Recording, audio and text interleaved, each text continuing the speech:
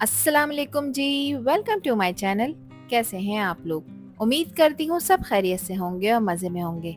आज आप लोगों के साथ शेयर करूंगी बहुत ही मज़ेदार चिकन डाबू की रेसिपी।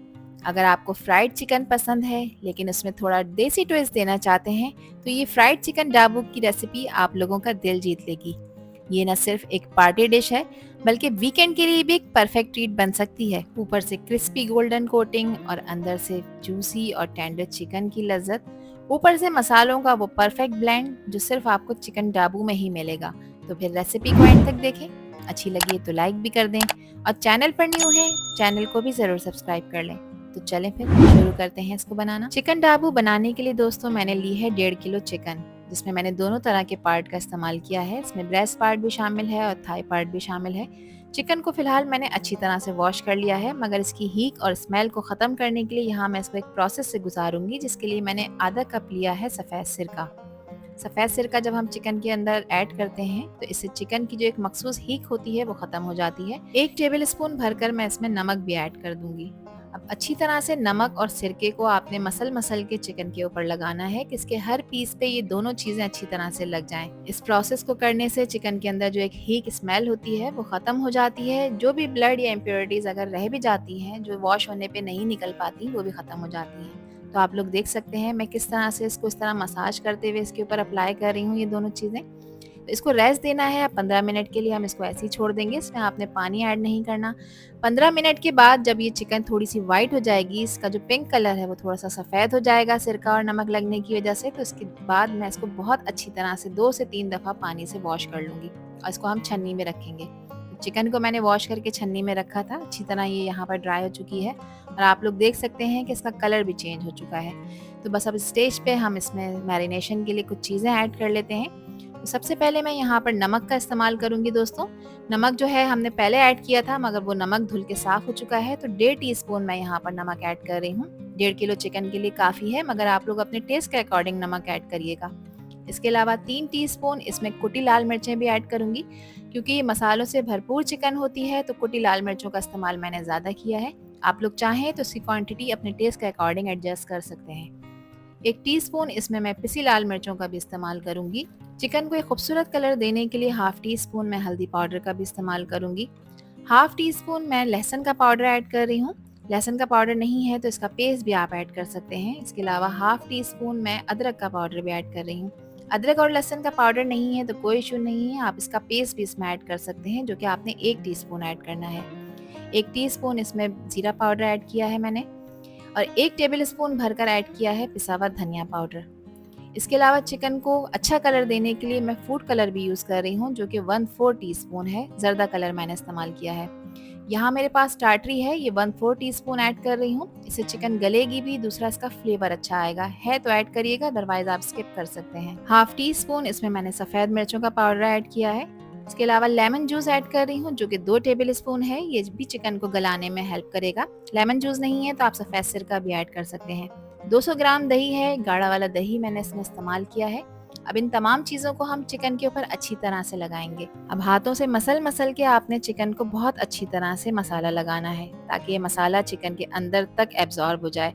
तो देखें किस तरह से चिकन मसालों से भर रही है।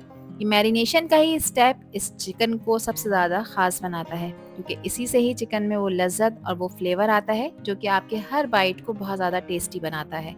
तो यहाँ पर देखिए मैंने इसको बहुत अच्छी तरह से मसाला लगा दिया है। अब मैं इसको रेस्ट दूंगी। रेस्ट देने के लिए मैं इसे 4 घंटे रेफ्रिजरेट करूंगी। ये एक इम्पॉर्टेंट स्टेप है, इसको आपने ज़रूर फॉलो करना है।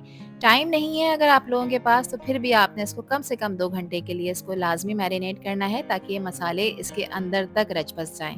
तो जब तक चिकन मैरिनेट हो रही है हम इसकी एक चटनी बना लेते हैं, जिसके लिए आधी गड्डी हरा धनिया लिया है, 2 टेबल स्पून मैंने पुदीना लिया है, 10 से 12 जवे हैं लहसुन के, 4 अदद हैं बड़ी वाली हरी मिर्चें। इसके अलावा आधा टीस्पून मैं इसमें नमक ऐड करूंगी और 1 टीस्पून मैं इसमें कुटी लाल मिर्चों का शामिल करूंगी।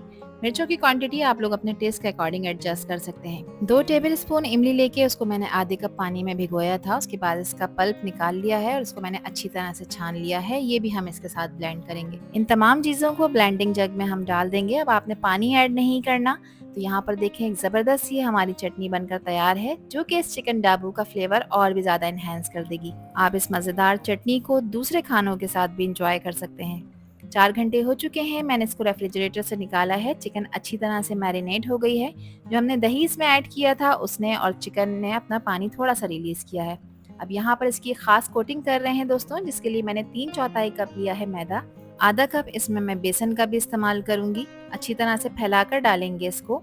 इसके अलावा इसको क्रिस्पी बनाने के लिए 3 टेबल स्पून मैं कॉर्नफ्लोर भी ऐड करूँगी। 3 टेबल स्पून भर-भर कर मैंने इसमें ऐड कर दिए हैं।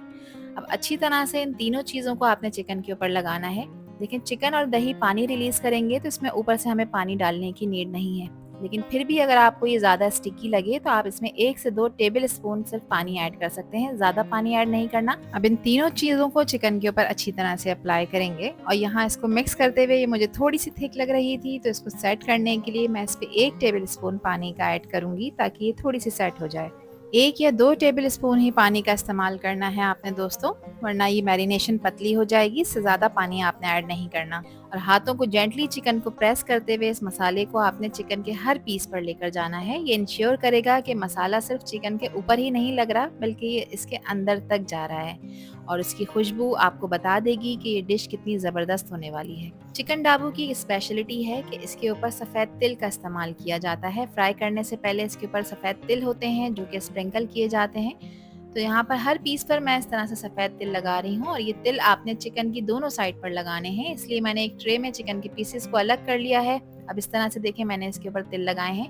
अब इसको फ्लिप करेंगे और दूसरी तरफ से भी हम सफ़ेद तिल इसके ऊपर से स्प्रिंकल कर देंगे, जिससे इसका फ्लेवर बहुत ज़बरदस्त आएगा। ये वो स्टेप है जो कि चिकन डाबू को बहुत ही ख़ास बनाता है और इसकी लुक बहुत ज़्यादा खूबसूरत हो जाती है।